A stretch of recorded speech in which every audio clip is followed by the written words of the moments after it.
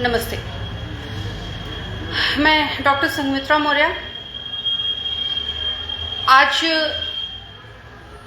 Live हूँ, वैसे मैं लाइव नहीं रहती हूँ और लाइव भी मजबूरी में आई हूँ, क्योंकि आज पिताजी श्री स्वामी प्रसाद मौर्य जी पर रोड शो के दौरान हमला किया गया है। और हमला ही नहीं बल्कि हम तो कहेंगे जानलेवा हमला किया गया है, क्योंकि उनकी गाड़ी पर किनारे से, ऊपर से, हर तरफ से पत्थर और ईंटें और बड़े बड़े गुम्बे अभी भी उनकी गाड़ी में मौजूद हैं। उससे हमला हुआ है और वो भी ऐसी जगह पर हमला हुआ जहां पर रोड के किनारे एक कंकड़ भी नहीं होता है। उस जगह पर ईंट और पत्थर के साथ में हमला हुआ है। और इतना ही नहीं, जब मुझे पता चला कि पिताजी पर हमला हुआ है, मैं कुशीनगर से फाजिल नगर के लिए जब जा रही थी, जिस जगह पर उनका हमला हुआ उस जगह पर जब मैं जा रही थी तो रास्ते में देवली बाजार पड़ता है। देवली बाजार में लोगों ने अकेले पाकर के हमको भी घेरा, और घेरा ही नहीं बल्कि अभद्र शब्दों का प्रयोग भी किया है। मैं लाइव आने की वजह सिर्फ इतनी है कि आज जो पिताजी पर हमला हुआ है, वो हमला किसी प्रत्याशी पर, किसी व्यक्तिगत रूप से नहीं, किसी पार्टी पर नहीं, बल्कि वो हमला लोकतंत्र पर हुआ है। आज जब छठे चरण के चुनाव का प्रचार थमने का समय था, पूर्व प्रस्तावित कार्यक्रम में पिताजी का रोड शो था और रोड शो के दौरान उनकी गाड़ी पर हमला करना, और वो भी एक दो गाड़ियां नहीं, जिनको ये लग रहा हो कि पिताजी का हमला सिर्फ दिखावा है, उनको तो मैं ये भी कहूंगी कि फाजिल नगर के गोडरिया चौराहे पर, गोडरिया मार्केट में आकर के देख लीजिए किस तरह से 100 की 100 गाड़ियां डैमेज की गई हैं, किस तरह से वहां पर पिताजी के चालक के पत्थर लगा और उसका आधा कान कट गया है, किस तरह से लोगों के पैर टूटे हैं, किस तरह से लोगों के सर फटे हैं। और इतना ही नहीं बल्कि कुछ लोगों ने तो 5000 नंबर देख करके लोगों को बाहर निकाल करके भी इस तरह मारा है कि उनके हाथ में और उनके सीने पर, उनकी पीठ पर डंडों के निशान भी दिखाई दे रहे हैं। मैं भारतीय जनता पार्टी की कार्यकर्ता हूं, मैं भारतीय जनता पार्टी से सांसद भी हूं, और आज फाजिल नगर में भारतीय जनता पार्टी का पट्टा लगा करके भारतीय जनता पार्टी के प्रत्याशी की गाड़ी वहां पर खड़ी, भारतीय जनता पार्टी के प्रत्याशी के द्वारा जो भारतीय जनता पार्टी को बदनाम करने का कार्य किया गया, मैं उसका घोर निंदा करती हूं। और सिर्फ प्रत्याशी पर हमला नहीं बल्कि वो भारतीय जनता पार्टी जहां पर बहन, बेटी, बहू सुरक्षित होती है, अपने आप को सुरक्षित महसूस करती है, उसी पार्टी की सांसद के साथ भी भारतीय जनता पार्टी के कार्यकर्ताओं ने अभद्रता दिखा करके ये दिखाने का प्रयास किया कि पार्टी का शीर्ष नेतृत्व की हम नहीं सुनने वाले हैं। और मैं तो इस लाइव के माध्यम से अपनी पार्टी के शीर्ष नेतृत्व से निवेदन भी करना चाहूंगी कि यदि हमने कहा कि मैं प्रचार नहीं करूंगी तो हमने नहीं किया। हमने यदि पार्टी के प्रति अपनी कर्तव्य निष्ठा दिखाई तो पिता और पुत्री के नाते पुत्री होने का फर्ज भी निभाया। लेकिन समय समय पर एक औछी मानसिकता के तहत लोगों का हम पर आरोप लगाना, वो भी बिना सबूत के आरोप। मैं तो आज भी कहती हूँ, यदि किसी ने हमें समाजवादी पार्टी का प्रचार करते हुए देखा है तो उसका वीडियो हमें दे दो और हम मान जाएंगे।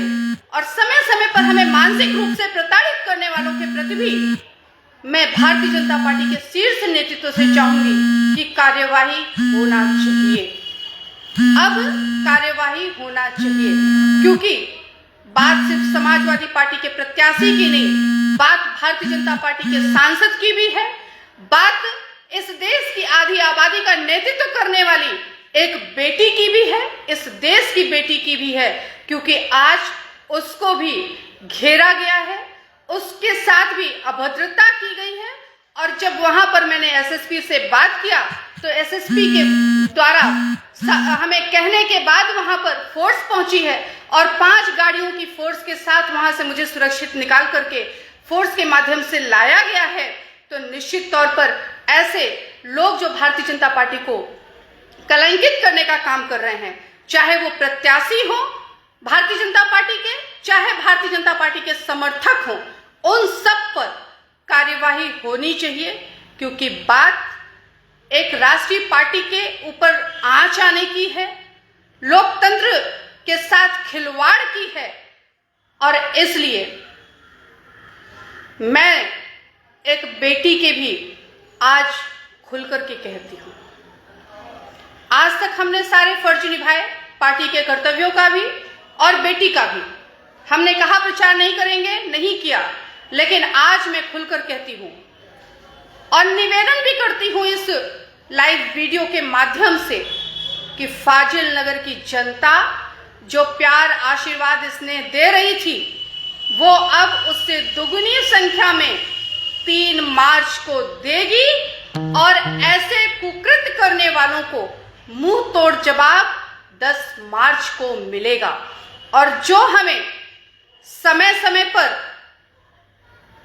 सलाह देते हैं कि आप भी इस्तीफा दे दो, या अफवाह फैलाते हैं कि संघमित्रा मौर्य भी पार्टी छोड़ने वाली हैं, इस्तीफा दे दीजिए, मैं उनको भी स्पष्ट कर देना चाहती हूं कि संघमित्रा मौर्य भारतीय जनता पार्टी की कार्यकर्ता है, भारतीय जनता पार्टी की सांसद हैं और वो बनी रहेंगी, अपनी पार्टी के लिए काम करती रहेंगी। हमें किसी की सलाह की जरूरत नहीं है।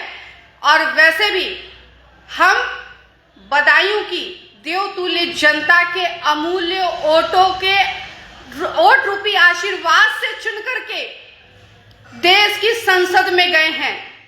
किसी की दया दृष्टि वाले सांसद हम नहीं हैं कि किसी ने हम पे दया दृष्टि बरसाई और हम बैकडोर से सांसद बनकर के एंट्री कर गए पार्लियामेंट में। हम बदायूं की देवतुल्य जनता के आशीर्वाद से गए हैं, इसलिए हम अपने कर्तव्यों को बदायूं की जनता के साथ निभाएंगे। ना हम इस्तीफा देंगे सांसदी से और ना पार्टी से, बल्कि हम तो कहेंगे राजनीति करने का मजा असली तो हमें अब आएगा। क्योंकि अभी तक संघमित्रा मौर्य राजनीति करती थी, तमाम सबूतों के होने के बाद भी किसी व्यक्ति के खिलाफ नहीं बोलती थी, सबूत दिखाने के बाद भी पिताजी की लगाम होती थी कि बेटा छोड़ो, पार्टी के पदाधिकारी हैं, पार्टी के कार्यकर्ता हैं। लेकिन अब पिताजी की लगाम नहीं होगी।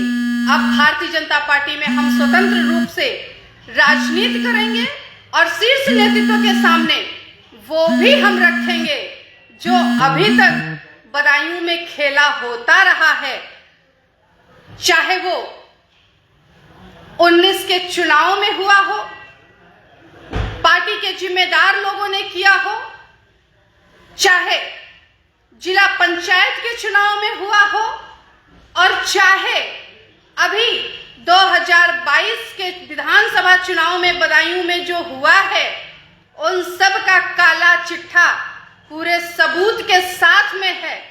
और आवश्यकता पड़ने पे शीर्ष नेतृत्व को सारे सबूत रिकॉर्डिंग के साथ में मैं दिखाऊंगी और बताऊंगी कि जो भारतीय जनता पार्टी का अपने आप को हितैषी बताता है, वो किस तरह से पार्टी को बदनाम करने का कार्य करता है।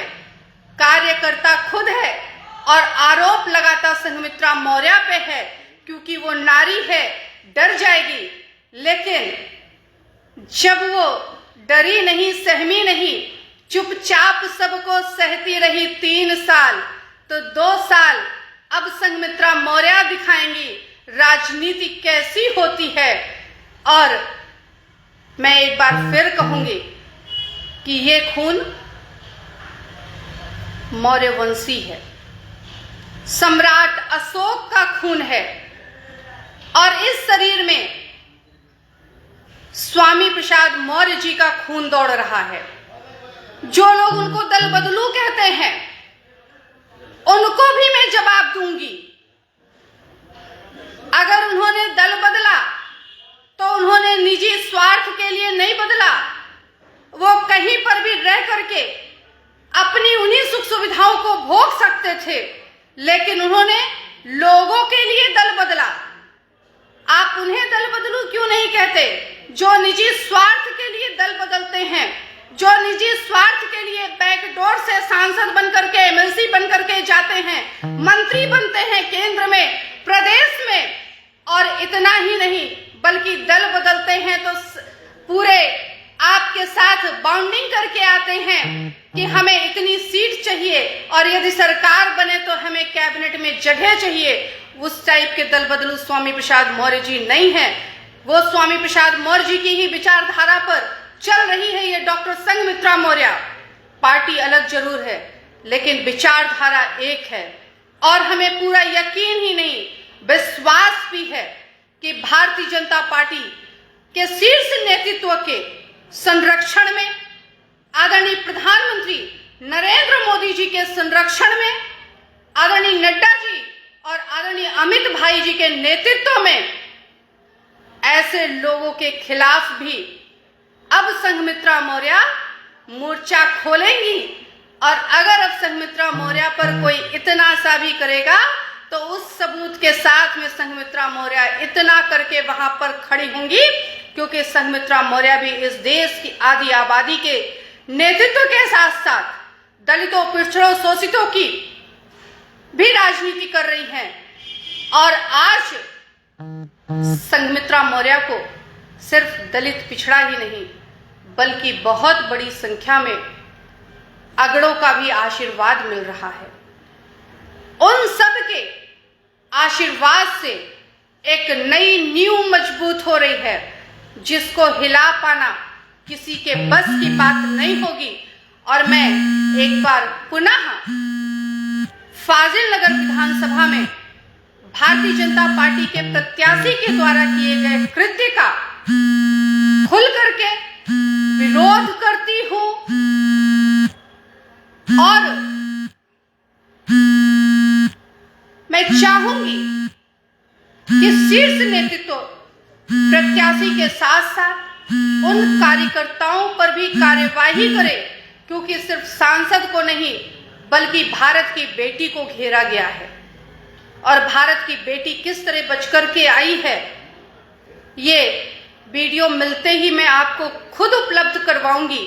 और फिर एक बार कहूंगी, जिनको लगता है ये सिर्फ एक हादसा है या सुर्खियां बटोरना है, उनको मैं फिर कहूंगी कि वो जो है गुडरिया रोड पर जाकर के देख लें कि किस तरह से पिताजी के ऊपर हमला हुआ है, और पिताजी के ऊपर हुए हमले को एक बेटी निंदा करती है।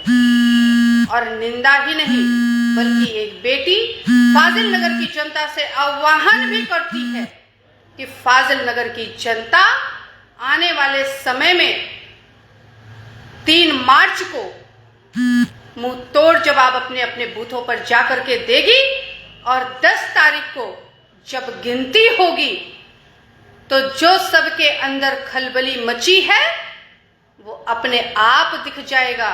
जो लोग भारतीय जनता पार्टी को बदनाम करने के लिए वहां पर भारतीय जनता पार्टी का परमिशन लगी हुई गाड़ी खड़ी करके हमला किए हैं, उनको बख्शा भी नहीं जाएगा, क्योंकि एक राष्ट्रीय पार्टी और वो पार्टी जो दंगे को कभी नहीं पसंद करती है, उस पार्टी के प्रत्याशी के द्वारा दंगा करके पार्टी को जो बदनाम करने का कृत्य किया गया है, वो निश्चित तौर पर निंदनीय ही नहीं, घोर निंदा मैं उसकी करती हूं। और मैं एक बार सब लोगों को, आप सबको ये सूचित करती हूं कि पिताजी के काफिले पे जो हमला हुआ, वो हमला पिताजी पर जानलेवा हमला था, क्योंकि जितनी 5000 गाड़ियां थी, उन सारी गाड़ियों पर आगे से, पीछे से, दाएं से, बाएं से के साथ साथ ऊपर से भी ईंट पत्थर फेंके गए हैं। हो सकता है ये इत्तेफाक रहा हो और पिताजी आज अपनी गाड़ी के बजाय दूसरी गाड़ी में बैठ गए थे, जिसकी वजह से पिताजी सुरक्षित हैं, लेकिन उनके काफिले में चल रही 100 गाड़ियों को डैमेज किया गया है। बहुत से भाइयों के सर्फ में चोट आई है। पिताजी के चालक को लगा है उसका आधा कान कट गया है। बहुत से भाइयों के पैर टूटे हैं, हाथ टूटे हैं। वहां की जनता को भी बहुत चोटें आई हैं। मैं निर्वाचन से अपील करूंगी कि लोकतंत्र पर ये जो हमला हुआ है, इस पे कड़ी से कड़ी कार्यवाही होनी चाहिए। तभी सच्चे तौर पर लोकतंत्र जीवित रहेगा और इस देश के लोग सुरक्षित रहेंगे। इन्हीं निवेदन और अपील के साथ में आप सबको एक बार पुनः सूचित करती हूँ कि पिताजी सुरक्षित हैं, आप सबके आशीर्वाद और प्यार से। बहुत बहुत धन्यवाद।